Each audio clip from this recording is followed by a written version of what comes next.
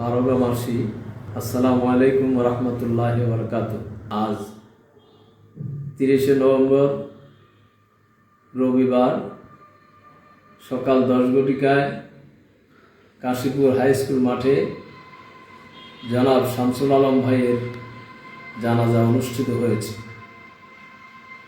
জানাজার পূর্ব সমাবেশে এলাকার অনেক মানুষ একসাথে হয়েছেন, হাজির হয়েছেন।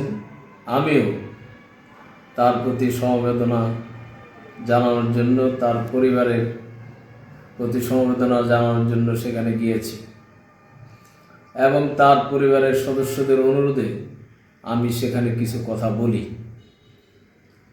আমি সেখানে আমার সাথে যে সমস্যাগুলো হয়েছে বা আমি যেভাবে অবিচারের শিকার হয়েছি সে সকল বিষয়ে আমি শামসু ভাইয়ের প্রতি আমার ক্ষমা কথা আমি ঘোষণা করেছি সুস্পষ্টভাবে যে আমি তাকে মাফ করে দিলাম। সাথে সাথে আমি বলি যে মামলার রায় হওয়ার পরে আপিলের জন্য শামসু ভাই অত ইন্টারেস্টেড ছিলেন না, আগ্রহী ছিলেন না, কিন্তু কিছু লোকের প্ররোচনায়, তাদের উদ্বুদ্ধকরণে তিনি আপিল করেছেন। দ্বিতীয়বার যখন আপিলের রায় হয়েছে তাকে পুনরায় হাইকোর্টে আপিল করার জন্য তাকে প্ররোচিত করা হয়েছে, তাকে ঢাকা যাওয়ার জন্য বাধ্য করেছে। আমার এই কথা শেষ না করতেই কিছু লোক আমি দেখতে পেলাম তারা জানাজার এই সমাবেশে উত্তেজিত হয়ে ওঠেন এবং অযথা চিল্লাপাল্লা করতে থাকেন। আমি কারো নাম মেনশন করে নাই, কাউকে নির্দিষ্ট করে নাই। যে সমস্যাটা হয়েছে যে ওনাকে তো নিয়ে যাওয়া হয়েছে, ওনাকে হাসপাতালে নেওয়া হয়েছে, কারা নিয়েছে, কারা ভর্তি করেছে তার পরিবারের সদস্যরা তো তার জানে না, তাহলে তারা কারা? এবং দলের কোনো লোকও সেখানে ছিল না বলে আমরা জানতে পেরেছি। সুতরাং কারা এত ইন্টারেস্টেড ছিলেন, কারা তাকে নিয়ে গেলেন, এই বিষয়টা আজকে পরিষ্কার হওয়া দরকার, এটা তদন্ত হওয়া দরকার।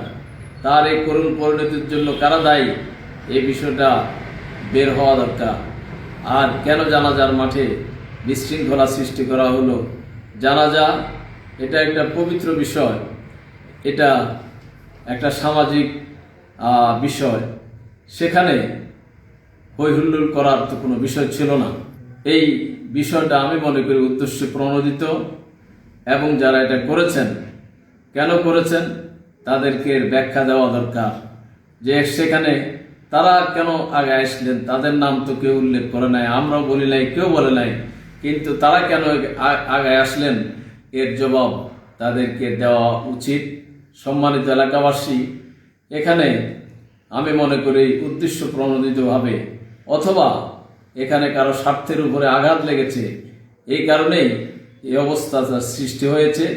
আমি আপনাদের কাছে এর বিচার চাই যে এই পরিবেশ কেন সৃষ্টি করা হলো। সাথে সাথে এও বলতে চাই 4 নং বারোগা ইউনিয়নবাসী আমাকে ভালোবাসেন এবং তারা বিগত নির্বাচনগুলোতে এই ভালোবাসার প্রমাণও তারা দিয়েছেন। আমি মনে করি যে 4 নং বারোগাবাসীর হৃদয় থেকে আমার প্রতি ভালোবাসা আর কেউ দূর করতে পারবে না, কেড়ে নিতে পারবে না। এই ভালোবাসা আরও বৃদ্ধি পাবে ইনশাআল্লাহ। 4 নং বারোগাবাসী আমাকে তাদের হৃদয় দিয়ে ভালোবাসে, এই ভালোবাসা অটুট থাকবে ইনশাআল্লাহ। আমি আপনাদের দোয়া চাই, সহযোগিতা চাই। আল্লাহ হাফেজ, সবাইকে ধন্যবাদ। আসসালামু আলাইকুম রহমতুল্লাহ।